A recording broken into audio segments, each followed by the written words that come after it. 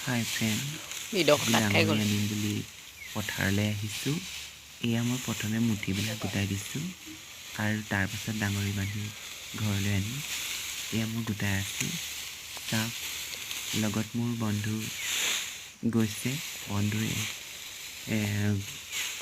ডাঙৰিবোৰ বান্ধিব আৰু আমি বিৰিয়াই দি সকলোবিলাক কঢ়িয়াম। এতিয়া প্ৰথমে মই মুঠিবিলাক এটা এটাকৈ গোটাই একে ঠাইতে থৈ লৈছোঁ। একে ঠাইতে থৈ দিলে ডাঙৰিখিনি বান্ধিবলৈ সুবিধা হয়, সেইকাৰণে একে ঠাইতে থৈ দিছোঁ। এয়া মোৰ লগৰজন, এওঁ বান্ধিব ডাঙৰিবিলাক আৰু আমি বিৰিয়াই দি কাণত তুলি ঘৰলৈ আনিম। সেয়েহে প্ৰথমে মুঠিবিলাক এটা এটাকৈ গোটাই দিছোঁ। আপোনালোকে চাই থাকক কেনেকৈ গোটাইছোঁ আৰু তাৰপিছতেই